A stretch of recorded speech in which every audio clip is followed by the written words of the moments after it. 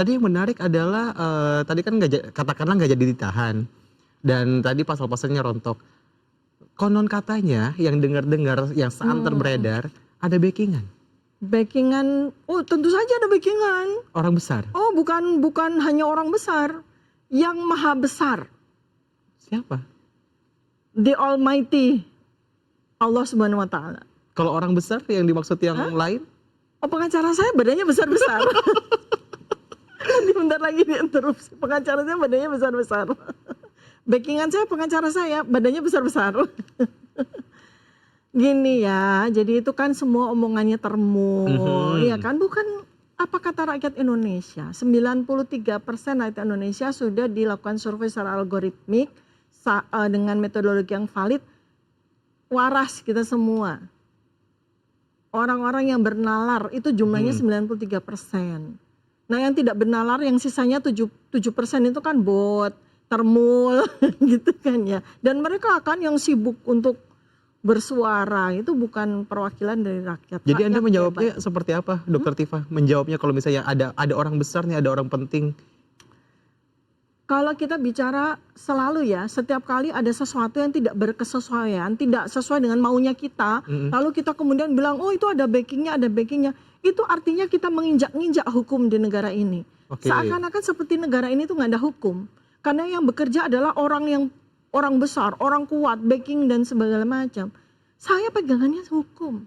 Warga negara kita taat hukum, ada Undang-Undang Dasar 45, ada undang-undang yang mengatur segala macam peristiwa, itu yang kita pegang. Saya setahun ini juga belajar KUHP kan, KUHP saya belajar. Ternyata baru saya tahu bahwa kita semua sebagai warga negara itu harus belajar hukum. Harus ngerti undang-undang kita, sehingga kita tahu kalau misal ada masalah kita tahu. Jangan kita kosongan, jangan kita buta hukum ya. Nah itulah yang membuat pembedaan antara mana orang rakyat yang waras dan yang tidak. Kalau rakyat yang waras itu selalu tahu bahwa setiap kali tindakan kita implikasinya seperti ini, termasuk kemudian implikasinya adalah bahwa jaksa tidak menahan saya selama proses persidangan, itu karena kita semua menegakkan ketaatan kita kepada hukum. Tetapi orang-orang yang tidak waras akan berkata, oh itu ada backingan kan begitu. Tidak waras maksudnya termul. Hah? Termul nggak waras maksudnya Dokter Sebetulnya Tifa. tidak waras itu bukan gila ya. Tidak waras itu tidak menggunakan kewarasannya kan gitu. Itu jumlahnya 7%. Itu isinya bot sama termul. Ya berarti termul itu nggak waras.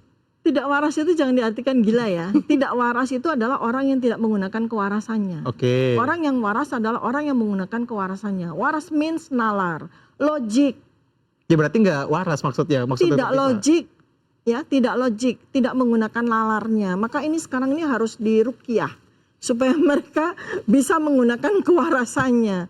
Karena apa? Kita negara hukum. Jadi kalau segala sesuatu yang berkaitan dengan hukum, itu hukum yang kita pegang. Bukan kemudian kita lantas menuduh orang menggunakan ada backingnya, ada orang besar, ada bohir dan segala macam kan. Kata-kata mereka itu kan kosakatanya sangat terbatas. Orang besar, orang kuat, bohir.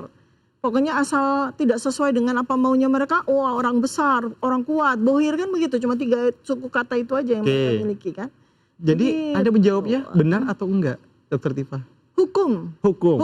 Ya, kita punya Allah Subhanahu Wa Taala ya sebagai sang penguasa, sang maha besar. Kemudian di negara ini kita punya hukum. Oke. Nah kemarin juga yang menarik, yang menjadi sorotan juga, entah termul atau apa, yang intinya adalah netizen. Kemarin menyoroti adalah Ibu sempat mengucapkan terima kasih kepada Presiden Prabowo Subianto yang... Presiden Prabowo Subianto itu siapa?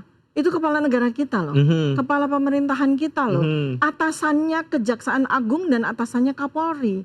Jadi ini semua peristiwa, semua hal ihwal yang terjadi di hari Senin 21 Juni 2026 itu adalah kinerja baik dari Kejaksaan Agung beserta jajarannya sampai ke Kejaksaan Negeri ya, termasuk juga Kapolri dan jajarannya. Dan saya harus berterima kasih kepada atasan mereka berdua, which is itu adalah Presiden kita Prabowo Subianto, kan begitu. Kalau disalahartikan dengan yang lainnya? Balik lagi itu kan salah arti itu kan selalu menunjukkan ketidakwarasan, ketidaklogisan pemikiran, keterbatasan pemikiran yang ruangannya cuma segini nih. Tidak mampu untuk berpikir dengan wide, tidak mampu untuk berpikir dengan lateral, ya tidak mampu berpikir dengan segala sesuatu itu ada tatanannya gitu loh. Saya nggak pernah tuh berpikir bahwa ketika saya dijebloskan dalam peristiwa ini, kemudian kan harusnya saya dong yang paling menuduh ya. Saya dituduh dengan pasal nggak main-main loh. Oke. Pasal yang hukumannya 6 tahun, 8 tahun, 12 tahun, syukur nih dua ini rontok ya. Harusnya saya dong, bukan Termul yang langsung menuduh. Ini pasti ada orang besar di balik tuduhan penggunaan pasal-pasal ini kan gitu. Dan kenapa kemudian saya naik jadi tersangka. Sekali lagi ketika saya naik jadi tersangka, oh ini ada orang besar, kan harusnya saya yang punya ibarat kata punya pikiran bahwa ini ada orang besar. Enggak. Ini proses-proses ini, prosedur-prosedur ini jelas menyalahi hukum. Ayo kita tegakkan hukum itu, kan begitu. Ayo tegakkan hukum Iya, itu. dengan mengikuti prosedur hukum. Kalau ternyata berbagai macam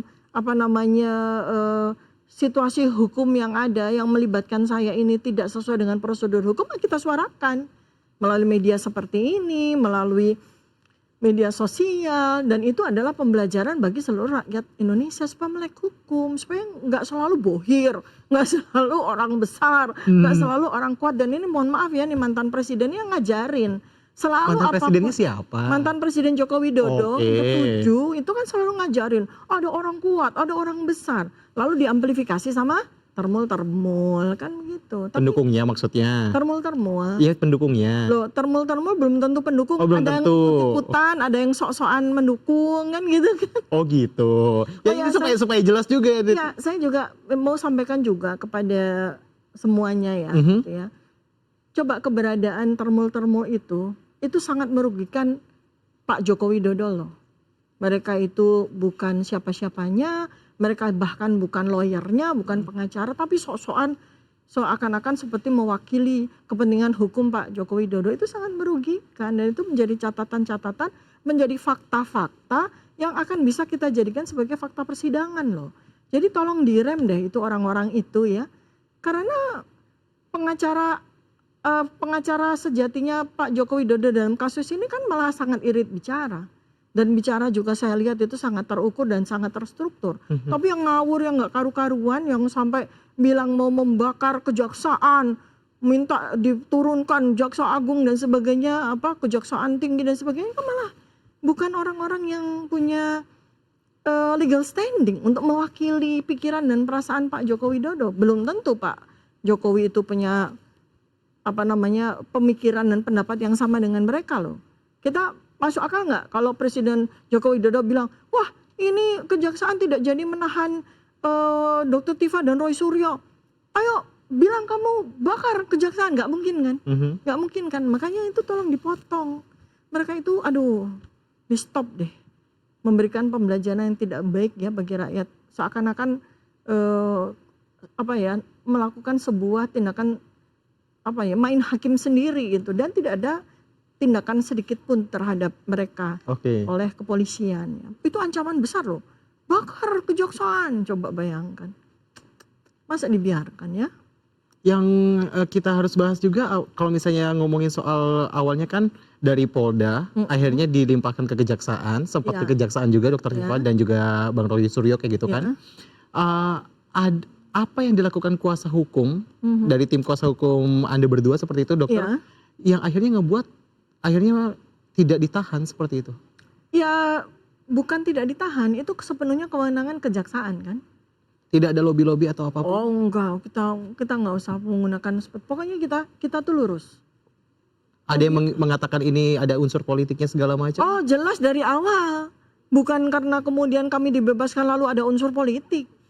Jelas dari awal, dari sejak tanggal 30 April 2025, sejak pertama kali Pak Joko Widodo itu melaporkan kami, itu udah unsur politik, bukan lagi unsur hukum.